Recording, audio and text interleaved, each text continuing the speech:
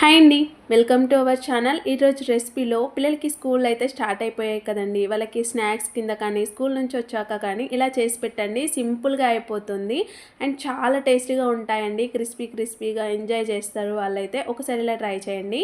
ఒక బౌల్ తీసేసుకొని 1 కప్ వరకు గోధుమ పిండి అండ్ తర్వాత 1/2 కప్ వరకు సూజీని యాడ్ చేయండి. అందులోకి కొంచెం సాల్ట్, రెడ్ చిల్లీ ఫ్లేక్స్, కొత్తిమీర, కొంచెం ఆయిల్ వేసేసి ఇలా కలిపేసుకోవాలి వీడియోలో చూపిస్తున్నట్లుగా.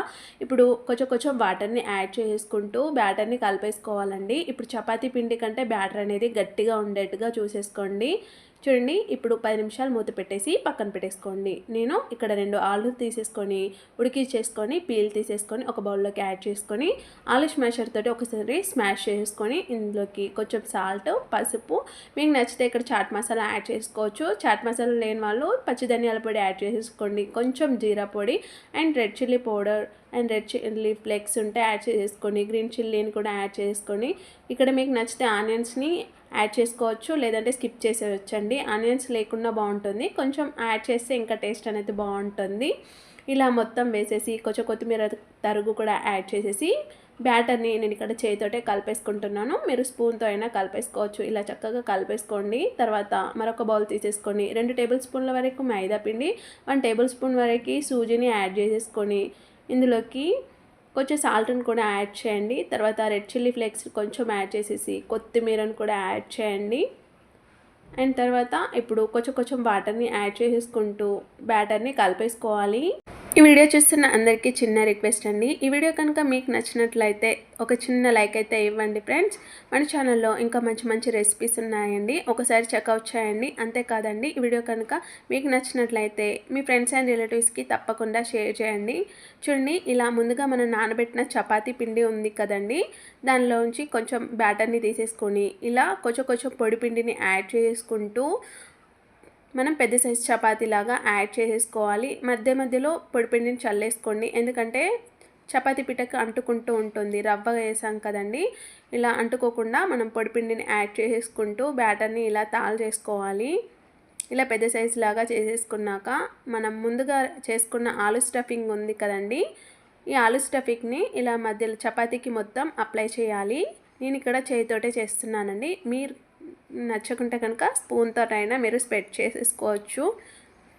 చూడండి, ఇలా మొత్తం నీట్గా చక్కగా స్ప్రెడ్ చేసేసుకోవాలి.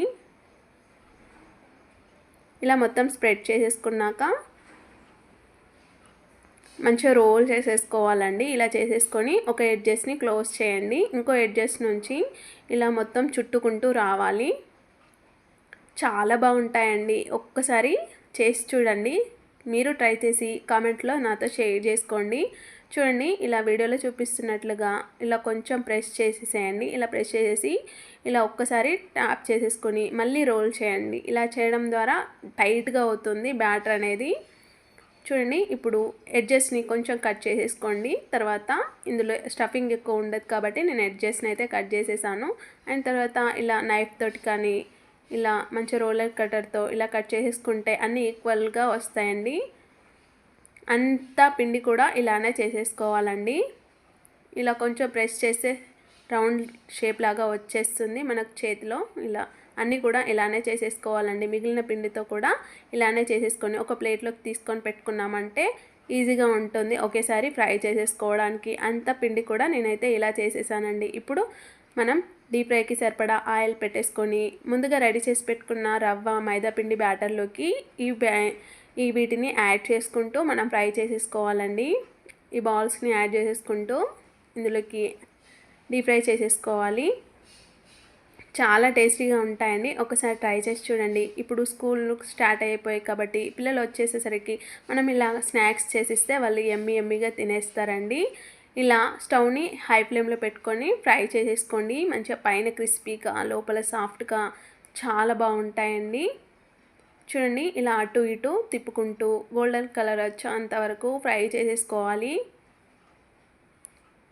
చాలా టేస్టీగా ఉంటాయండి. తప్పకుండా ఈ వీడియోకి అయితే ఒక చిన్న లైక్ అయితే ఇవ్వండి ఫ్రెండ్స్.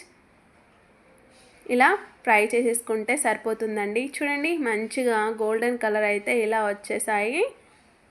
ఇప్పుడు మనం జల్లెడ తీసేసుకొని జల్లెడలోకి మంచిగా ఇలా తీసేసుకొని టిష్యూ పేపర్లో ఉన్న దానిపైన ఒక 5 నిమిషాలు ఉంచేసి మనం సర్వ్ చేసుకుంటే యమ్మీగా చాలా బాగుంటాయండి. ఒక్కసారి ఇలా టేస్ట్ చేసి చూడండి. క్రిస్పీగా చాలా టేస్టీగా ఉంటాయి. టమాటా కచప్తో తింటే అయితే అద్దిరిపోతుందండి. ఈ వీడియో నచ్చితే తప్పకుండా లైక్ చేసి షేర్ చేయండి. Thanks for watching. బాయ్.